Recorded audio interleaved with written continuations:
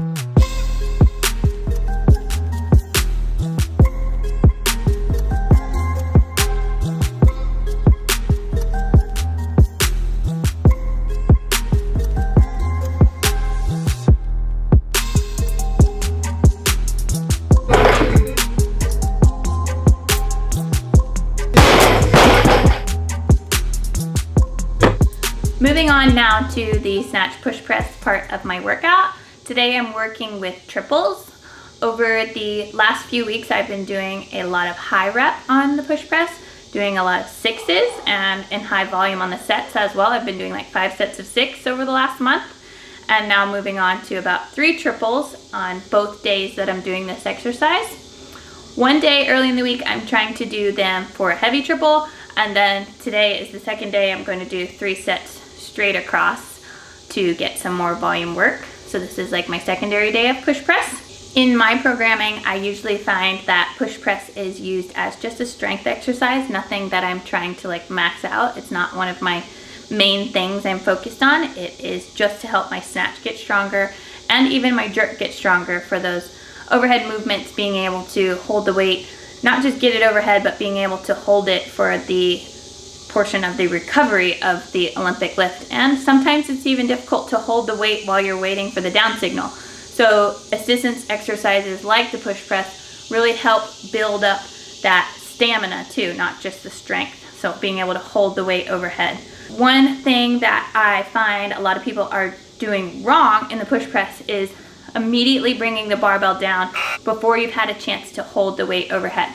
So you want to make sure you're training your muscles to be strong in that lockout position too, not just through the pressing phase. So at the top of your push press, this is gonna be my first tip, to always hold the weight for a second in your lockout. Feel those back muscles even tighten up and just lock out and freeze, and then bring the barbell down. Don't be in a hurry to just press and then drop it right on your back. My second tip for you guys on this exercise is to really focus in on your core. Although this seems like just an upper body exercise and things that we're working on for shoulder strength and overhead strength, but your core engagement is really important for holding a snatch overhead and for holding a jerk overhead. So you want to be training those muscles to be able to really lock in right away at the top of the press, just like you would want to lock in at the top of standing up the overhead squat or recovering from your split in the jerk. So when you are performing the push press, before you start the dip, breathe into your abs just like you're going to do a squat, then dip with those abs super tight, finish the press, and at the top of your lockout, you still need your core engaged, your hips or your glutes tucked under you, not sticking out so you have a big old sway back. You want everything in a nice straight line at the top of that finish position, because that's gonna mimic the end of your snatch when you're standing there waiting on the judge to give you that down signal. My third tip for you guys on the snatch push press is working on the timing of your dip into the pressing movement. This is a full body exercise, so you're starting the load in your quads, in your glutes, in your calves when you do the dip, and it's just like a jerk. You want that dip and drive, but we're working on a nice and straight bar path. So you need everything to be in order and in unison. So when you do the dip, you're loaded into your legs, and then when you extend your legs, you're gonna go up onto your toes and then land back on your heels. And as soon as you rise onto your toes, you want to start activating those shoulders into the pressing movement. So it's not like a jump and then you just straighten your arms at the end of it. As you start the ascent up into the vertical position onto your toes, your shoulders are starting to press. So you're training your body to go from that dip and drive to using your shoulders, which is going to translate into the jerk. It's very similar to a jerk dip. So even though you're in your snatch grip right now, and this applies to a front rack push press as well, you're really cueing that dip and drive that you will use on your jerk too.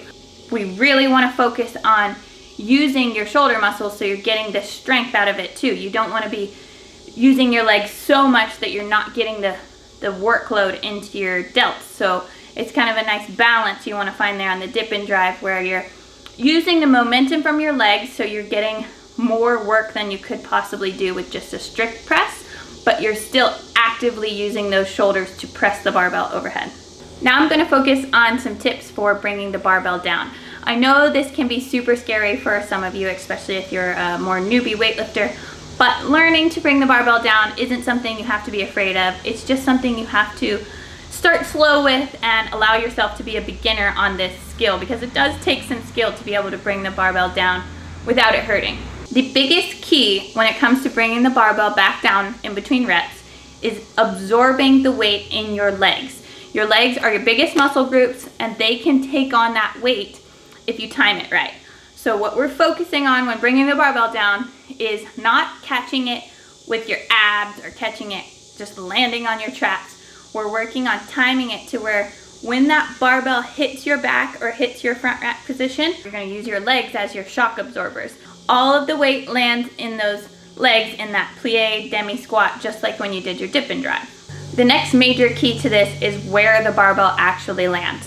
So when you're doing the snatch push press, you want the bar to land on the meaty part of your traps.